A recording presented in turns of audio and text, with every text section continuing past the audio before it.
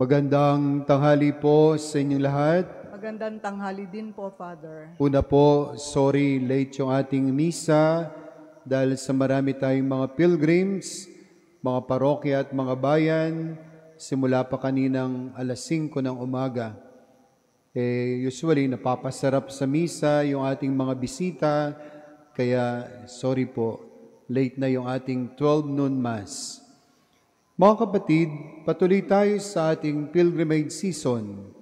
Ngayon ay nasa ika-6 na tayo ng nobenaryo sa karangalan ng Mahal na Birhen. At patuloy tayo umaahon dito sa Antipolo bilang pagpapasalamat sa Panginoong Hesus at sa Mahal na Birhen sa napakaraming biyaya at pagpapala na pinagkakaloob sa atin. Ang closing ng ating pilgrimage season 2024 ay sa July 9, 5 p.m. Mass and Procession. Kasama po natin sa July 9 ang lahat ng shrines at basilika sa ating diocese at ang kanilang mga parishioners at ang kanilang patron. Kaya if you have time sa July 9, tayo na sa Birhen ng Antipolo at magparangal sa Kanya. Sa Ebanghelyo, sabi ng ating Panginoong Hesus, hindi ka daw pwedeng mag-serve ng sabay sa dalawang Panginoon. You cannot serve God and Mammon. Hindi pwedeng dalawa ang Diyos mo. Isa lang dapat. At yung Diyos na yan ay ang Diyos amang lumikha ng lahat, ang Diyos amang makapangyarihan. Na alam naman nating lahat yan, mga kapatid. Isa lang ang ating Diyos. Kaya lang sa ating buhay, minsan nalilibang tayo. Dahil sa pera, sa kayamanan, sa kapangyarihan, akala natin minsan hindi na natin kailangan ng Diyos.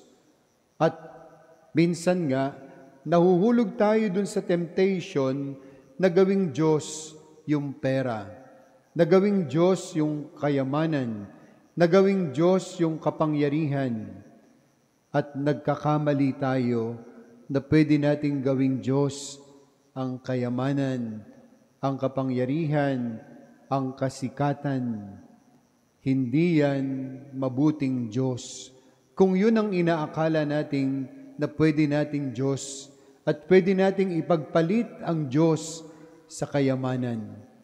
Marami nang nagkamali, kaya wag na tayong tumulad. Kaya nga maganda mga kapatid yung paalala ng Ebanghelyo ngayon na hindi daw tayo pwedeng maglingkod ng sabay sa Diyos at sa kayamanan. Isa lang ang dapat nating sinasamba, pinaglilingkuran, ang Diyos na mapagmahal at mapagpatawad. At ang sabi pa ng ating Panginoong Jesucristo sa Ebanghelyo, kaya nga, huwag kayong masyadong matakot, huwag kayong masyadong mag-alala sa mga bagay ng mundo. Huwag kayong masyadong stress kung anong kakainin mo, kung anong susuot mo. Huwag kayong masyadong stress sa buhay, sapagkat yung stress na yan ang papatay sa iyo. Yang stress na yan, nakaiisip mo ng kaiisip, kagustuhan mong yumaman, kagustuhan mong maging makapangyarihan, sa kagustuhan mong sumikat, ikaw ang pumapatay sa iyong sarili. Ini-stress mo ang iyong buhay. Sabi ni Jesus, huwag ninyong problemahin sobra-sobra ang mga bagay-bagay sa darating na araw. Mahal kayo ng Diyos, iniibig kayo ng Diyos, ipaubayan niyo sa Diyos ang lahat. Siya ang bahala sa ating bukas. Oo, magtrabaho ka, oo, gawin mo yung iyong obligasyon bilang ama, bilang ina, magtrabaho ka ng marangal, ingatan mo yung mga blessings mo, ingatan mo yung mga biyaya mo, pero tandaan mo, iniingatan ka rin ng Diyos na mapagmahal at mapagpatawad. Minamahal ka ng Diyos, kaya bawasan mo ang iyong stress.